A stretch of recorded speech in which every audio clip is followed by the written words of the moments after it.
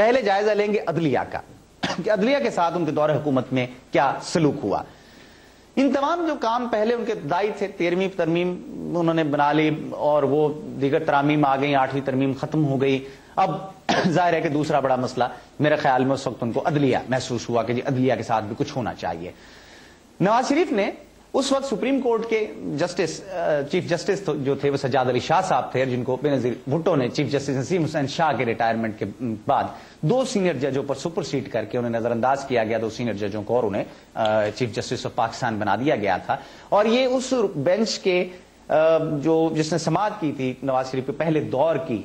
جب انہوں نے ریٹ دائر کی تھی اپنی حکومت کی برطرفی کے خلاف، تو سجاد علی شاہ صاحب اس وقت واحد آدمی تھے اس پورے بینچ کے اندر جنہوں نے نواز شریف حکومت کی بحالی کی مخالفت کی تھی. لہٰذا وہ کشیدگی کی تاریخ پرانی تھی ان کے درمیان، نواز شریف صاحب اور سجاد علی شاہ صاحب کے درمیان. اور جب نواز شریف نے خصوصی طور پر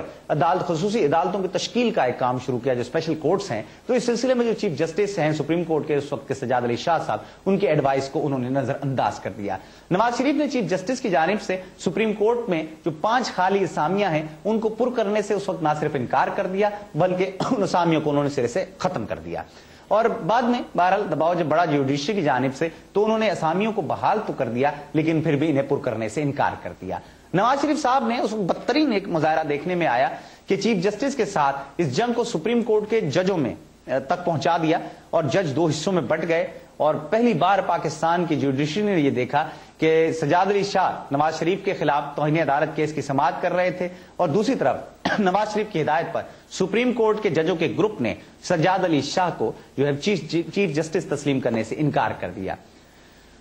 سپریم کورٹ کے کوئٹہ بینچ نے چیف جسٹس کی تقرری کے حوالے سے از خود کیس کی سماعت کر کے چیف جسٹس سجاد علی شاہ کو بطور چیف جسٹس کام کرنے سے روک دیا. مزے کی بات یہ دیکھیے کہ سینئر جج کو جونیئر جج جو ہیں وہ کام کرنے سے روک رہے ہیں، اور یہ ساری رسہ کشی اس لیے چل رہی ہے کس طرح چیف جسٹس کو ہٹایا جا سکے یا پھر وہ نواز شریف کے ہاتھ پر بیعت کر لیں، ان کے حلقہ احباب میں شامل ہو جائیں. اس دوران ایوان صدر میں اس بحران کو ختم کرنے کے لیے 2 اہم میٹنگز ہوئیں لیکن وہ ناکام رہیں، کیونکہ اس وقت chief of army staff general Jahangir کرامت کوئی ایسا حل پیش کرنے میں ناکام رہے جو نواز شریف اور سجاد علی شاہ دونوں کے لیے قابل قبول ہو. ادھر نواز شریف مسلسل اپنی چالیں چلتے رہے اور سپریم کورٹ کے ججوں کو آپس میں لڑوا کر اپنا مقصد حاصل کرنے کی جانب وہ گامزن رہے. اور پھر 28 نومبر 1997 کا وہ سیاہ دن بھی آیا کہ جب ایک بھاری اکثریت سے منتخب ہونے والے وزیر اعظم نے، کیونکہ الزامات انہی پر عائد کیے گئے تھے، اپنے خلاف توہین عدالت کے کیس کی سماعت سے سپریم کورٹ کے چیف جسٹس کو روکنے کے لیے سپریم کورٹ پر حملہ کروا دیا. میں نے یہ ساری بات ان اخبارات کی سرخیوں کے حوالے سے کہہ رہا ہوں کہ جن پہ الزامات عائد کیے گئے تھے کہ یہ حملہ اس وقت کے وزیر اعظم نے کروایا. اس کی وجوہات بھی میں آپ کو بتاتا ہوں کہ اس میں نواز شریف کا نام کیوں لیا گیا تھا. یہ حملہ اس وقت ہوا جب سپریم کورٹ کے جج چیف جسٹس سجاد علی شاہ ایک کیس کی سماعت میں مصروف تھے. اچانک ہی پہلے سے طے شدہ منصوبے کے تحت حکمران جماعت کے جو نوجوانوں کی تنظیم ہے ایم ایس ایف تھی اور اس کے ساتھ دیگر جو ان کے کارکن تھے، وہ انہوں نے سپریم کورٹ پر حملہ کر دیا. پولیس موقع موجود تھی لیکن کیونکہ یہ سب کچھ پہلے سے پلان شدہ تھا، لیکن اسی وجہ سے پولیس نے کسی کو نہیں روکا اور حملہ آوروں کو پاکستان کے اس پروقار ادارے پر حملے کرنے کی کھلی چھٹی دے دی گئی. تمام انتظامیہ منتخب وزیر اعظم کنٹرول میں تھی، ظاہر ہے اس لیے کوئی کام نہیں ہوا. جیسے کہ میں نے پہلے کہا کہ پولیس نے کوئی روک ٹوک نہیں کی. ان حملہ آوروں کی قیادت نواز شریف کی جماعت کے ممبر سردار نسیم اور مشتاق طاہر کر رہے تھے جو نواز شریف کے پولیٹیکل سیکرٹری تھے. حملہ آور نعرے لگاتے ہوئے عدالت میں داخل ہوئے، تاہم عدالت کے گرد جو پولیس اہلکار تعینات تھے انہوں نے چیف جسٹس سجاد علی شاہ اور دیگر ججوں کو وہاں سے بحفاظت نکال لیا. حملہ آوروں نے عدالت کا فرنیچر تباہ کر دیا، سجاد علی شاہ کے خلاف شدید نعرے بازی کی اور سجاد علی شاہ کی بار بار درخواستوں کے باوجود بھی حملہ آوروں کو منتشر کرنے اور ججوں کی حفاظت کے لیے فوجی جوان نہ بھیجے گئے. انہوں نے اس وقت کے چیف آف آرمی اسٹاف سے کہا تھا کہ جی فوج بھیجی جائے، انٹروین کرے فوج، لیکن آرمی چیف نے یہ کہا کہ سپریم کورٹ کے چیف جسٹس کے کہنے پر وہ ایسا نہیں کر سکتے کیونکہ یہ درخواست منتخب وزیر اعظم یا صدر کی جانب سے آنی چاہیے جو فوج کے سپریم کمانڈر ہیں. اور ان کا یہ بھی کہنا کہ وہ سپریم کورٹ کے چیف جسٹس کے کہنے پر ایک ایسا قدم اٹھائیں گے تو پھر ایک مثال قائم ہو جائے گی جس سے ہائی کورٹ کے چیف جسٹس صاحبان ایسی صورتحال میں فوج کو طلب کرنا شروع کر دیں گے. سجاد علی شاہ نے سپریم کورٹ پر حملے کے تمام واقعات صدر پاکستان کو لکھ کر بھیج دیے، جس میں انہوں نے بتایا کہ حملہ آوروں کو پنجاب ہاؤس میں دوپہر کا کھانا پیش کیا گیا تھا، اور یہ کہ حملہ آوروں کا مقصد یہ تھا کہ وہ ان کو یرغمال بنائے، اور وہ یہ چاہتے تھے کہ صدر آرمی چیف کو فوج بھیجنے کا کہیں، لیکن اس وقت انہیں زبردست دھچکا لگا جب صدر فاروق خان لغاری نے اپنے عہدے سے استعفیٰ دے دیا۔ ان کا کہنا تھا کہ حکومت ان پر دباؤ ڈال رہی ہے کہ وہ سجاد علی شاہ کے تقرری کو منسوخ کر کے جسٹس اجمل میاں کو چیف جسٹس آف پاکستان کے عہدے پر تعینات کر دیں۔ انہوں نے کہا کہ چونکہ وہ آئین کی خلاف ورزی نہیں کر سکتے، لہٰذا وہ اپنے عہدے سے مستعفی ہو رہے ہیں۔ نواز شریف نے ان کے مستعفی ہونے کے بعد وسیم سجاد صاحب کو فوری طور پر نگران ظاہر کے مقرر کر دیا، صدر کا عہدہ دے دیا، اور جس کے بعد جسٹس اجمل میاں صاحب کو قائم مقام چیف جسٹس آف پاکستان ظاہر کے مقرر کر دیا، صدر کا عہدہ دے دیا، اور جس کے بعد جسٹس اجمل میاں صاحب کو قائم مقام چیف جسٹس آف پاکستان مقرر کر دیا گیا۔ سجاد علی شاہ نے اپنی برطرفی کی خبر کو نہایت دکھ اور افسوس سے سنا، اور یوں نواز شریف اس جنگ کو بھی جیت گئے۔ اگلا مرحلہ پریس کا آیا جناب، اور اس مارکے کے بعد نواز شریف کے حوصلے بڑھ گئے تھے۔ جوڈیشری بہت سٹرونگ سمجھی جاتی ہے، 3 پاکستان کے پلرز، حکومت، جوڈیشری اور فوج، ظاہر ہے کہ اس میں سے ایک پلر انہوں نے گرا دیا۔ پریس جہاں جس ملک میں آزاد ہو یا پریس اپنی بات کر سکے، ظاہر ہے کہ وہاں پر بہت سے ایسے معاملات نہیں ہو سکتے جو حکومت کرنا چاہتی ہے۔ انہیں آزاد پریس اس دور میں یہ الزام لگایا گیا کہ نواز شریف کو ایک آنکھ نہیں بھاتا، اور جو خبریں ان کے خلاف لگتی ہیں وہ پسند نہیں آتی، اور وہ اپنے خلاف کسی قسم کی تنقید کو سن نہیں سکتے، لہذا پریس کو دبانے کی کوششیں بھی شروع ہو گئیں، جس کی واضح مثال 8 مئی 1999 کو صبح 2:30 پر نواز شریف کی خفیہ پولیس کی جانب سے ایک ممتاز صحافی نجم سیٹھی کو اپنے اوپر تنقید کرنے کے جرم میں ان کے بیڈ روم میں گھس کر ان کی اہلیہ کے سامنے مارنا، پیٹنا اور اغوا کرنا اس کی ایک بدترین مثال ہے۔ ان کے گھر کا فرنیچر توڑ ڈالا گیا، نجم سیٹھی کو زدوکوب کیا گیا، اور جب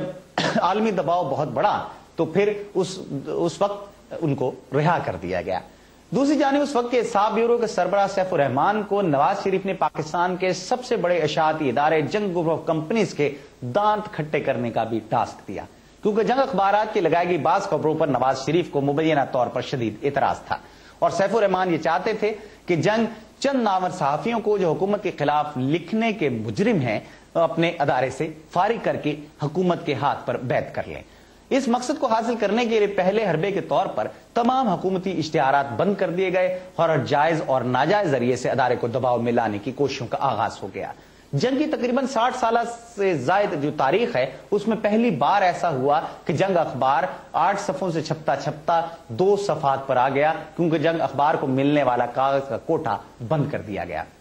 ان واقعات کا میں خود اس لیے چشمدید گواہ ہوں کہ اس وقت روزنامہ اوصاف میں کام کرتا تھا، اور اس وقت کے ایک بڑے اشاعتی ادارہ ہے یہ بھی، ایک مہتاب پبلیکیشن، اس کے سربراہ جناب مہتاب خان صاحب نے جنگ گروپ کو اپنے کوٹے سے کاغذ فراہم کیا تھا، جس کی پاداش میں متعدد بار روزنامہ اوصاف کی گاڑیوں کو روکا گیا، اور عملے سے پولیس نے بدتمیزی کی، کیونکہ حکومت کو شبہ تھا کہ جنگ اخبار روزنامہ اوصاف کی گاڑیوں میں تقسیم کیا جاتا ہے۔ اور جب نواز شریف حکومت اپنے مقاصد کو حاصل نہیں کر پائی تو پھر انہوں نے میر فیملی کے باہمی اختلافات کو ہوا دے کر اپنے مقصد کو حاصل کرنے کی بھرپور کوشش کی۔ اس کے بعد بنیادی حقوق کی معطلی پہ بھی بات ہو جائے جو نواز شریف کے دور جمہوریت میں ہوئی۔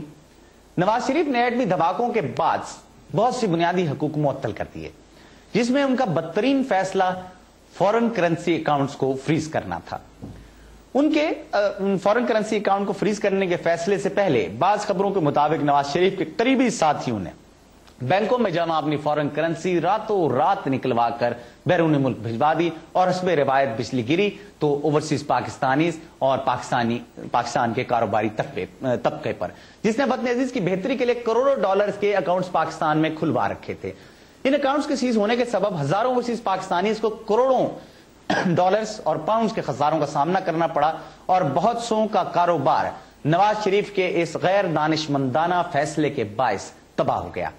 اور غیر ملکی سرمایہ کاروں کا اعتماد پاکستان پر متزلزل ہوا، اور پاکستان جس کی معاشی صورتحال نواز شریف کے دوسرے دور میں ابتری کا شکار تھی، مزید گھمبیر ہوتی چلی گئی۔ اس دور میں نواز شریف نے اپنے معروف نعرے قرض اتارو ملک سواروں کی بنیاد بھی رکھی، اور ایک بار پھر اوورسیز پاکستانی سے پاکستان کے نام پر کروڑوں روپے حاصل کیے گئے۔ اس میں سے کتنی رقم قرض اتارنے میں صرف ہوئی یہ ایک علیحدہ داستان ہے، لیکن نواز شریف اور ان کے حواریوں کے دورے پر جو کروڑوں روپے خرچ ہوئے اس کی طویل فہرست آج بھی حکومت کے ریکارڈ میں دیکھی جا سکتی ہے۔